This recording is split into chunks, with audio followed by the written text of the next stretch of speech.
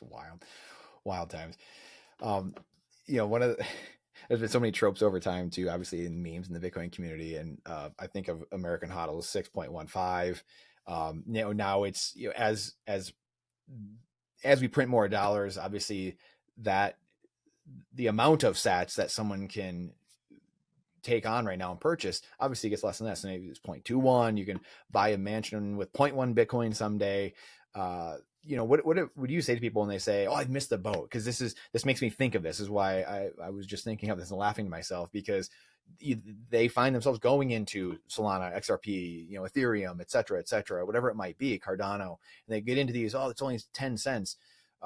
There's 258,000 sats for every person right now. Is it just a reframing of helping people understand that part of it and the power that gives somebody? I mean, what should the average person focus on right now? Yeah. So I try to reframe it by telling people, well, you can just buy $20 worth of Bitcoin every week and then just build up a nice nest egg over the long term. And I think that for the average person, that would actually do pretty well. And so the dollar cost averaging and long-term focus kind of shifts it away from get rich quick by, going into a pump and dump. But I also think that human psychology being what it is, a lot of people are looking for a lottery ticket. And so for them, it's like, well, you're just going to learn the hard way. And it's getting harder and harder because the supply of new tokens is far greater than the supply of new adopters.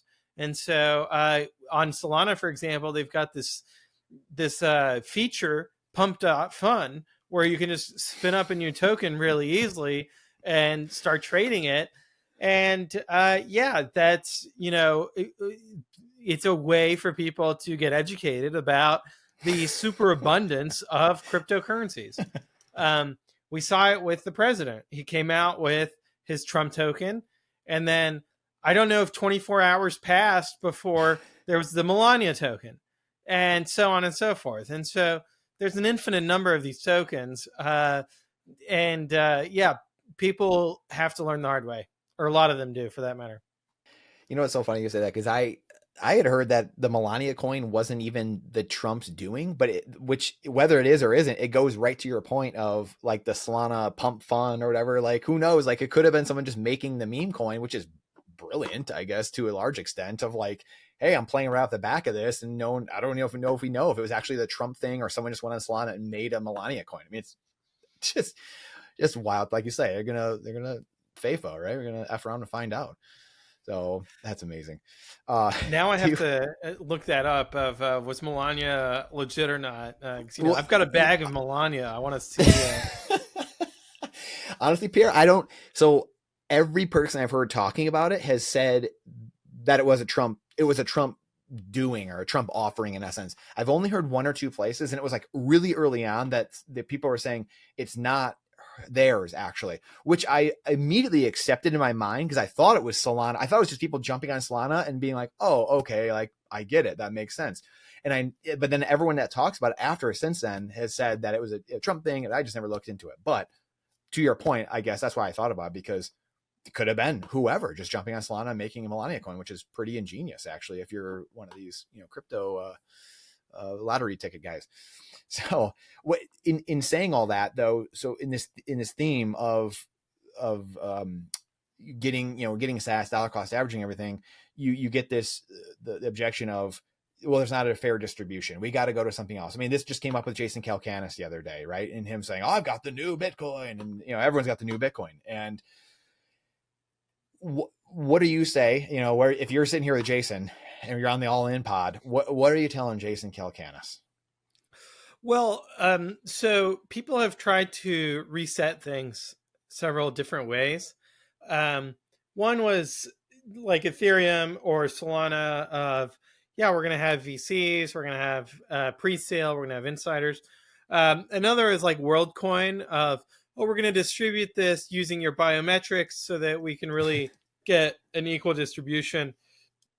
And I think that if we look at the example of privatization in the former Soviet Union, it's kind of instructive that all the citizens, they got shares of the state-owned companies, and then very quickly the shares got redistributed in the sense that everybody who needed to put food on the table, they sold their shares for pennies on the dollar to, the big players who got all these shares and then became the billionaires. And so I think that if looking at that historical example, we can also look at economic theory, which is the Coase theorem, where Coase basically said it doesn't matter how you initially distribute an asset, as long as you have strong property rights and people can trade the asset, it will very quickly end up in the hands that it's supposed to be in.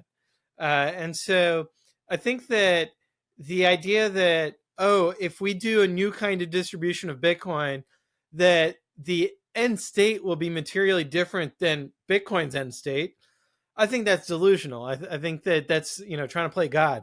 And so what's much more likely is that, it ends up getting sorted out such that everybody has the amount of Bitcoin that they're supposed to have. And so for, Jason's perspective, he obviously thinks that he should have more Bitcoin than he currently has. Hey, welcome to the club, man. Like everybody else. Yeah, everybody. Man. Even Saylor has said he wishes he had more Bitcoin. That's why he's out in the market buying more Bitcoin. He's not out there. Imagine if Saylor was out there tweeting think pieces about, we need a new Bitcoin. I don't have enough. Like, it's a joke.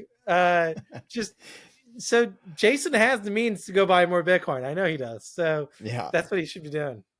it's such a great point, because I mean, if Saylor was spending all his time doing that, he wouldn't have 500,000 Bitcoin anymore, right? Like he would have way less, because he's spending all his time and energy worrying about reorging Bitcoin or starting a new Bitcoin, which is such a great example of those two dichotomies, that contrast. Yeah, absolutely. Do you? Jason's a ahead. VC. Like I haven't Yeah. seen him funding like Bitcoin companies. He could fund a Bitcoin treasury company today, and it would not be as big as Sailors, but it could be like MetaPlanet, just growing as quickly as it can. It's easier to grow when you're smaller, and it's going to be a big market of Bitcoin treasury companies. But I think that it takes humility to accept that you missed the boat, but not really, because it's going to continue to go up. So get on. I was just gonna ask you that. Like, I love that you just said that, because everyone thinks it's like this IQ test, and I always think of it as an ego humility test. That's really what Bitcoin is at the end of the day, right? I mean, that's Yeah, lots of very um, smart people are like, oh, I'm going to create a better Bitcoin. They don't realize that they're resetting all the network effects, and that in monetary economics, network effects are critical. And so that's why I think that Ethereum has been underperforming relative to Bitcoin. It's all about the network effects of liquidity. boy, oh boy, yeah, Ethereum. That's a whole can of worms right there.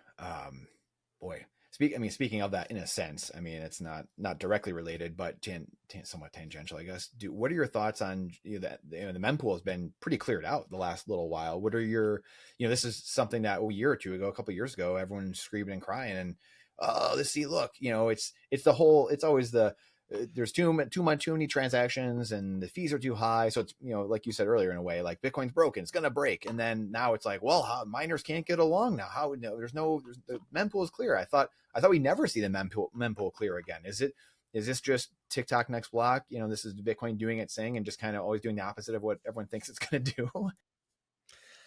Yeah, maybe. I think that I've heard somebody say that, like, with Bitcoin transaction fees going up, Bitcoin becomes this expensive Rolex, and only rich people will be able to transact on chain. And then I thought to myself, well, hold on, rich people, they transact on Coinbase because they have access to a fiat bank account, they have access to a brokerage account, so they're buying like the ETF and MicroStrategy. They have access to lawyers and accountants, so they don't really worry about like getting scammed or defrauded. And so in my mind, on-chain Bitcoin is for poor people. Hold up. Over 90% of people that watch this channel don't subscribe to the channel. And we see that metric across all of Bitcoin YouTube and financial YouTube, sound money YouTube.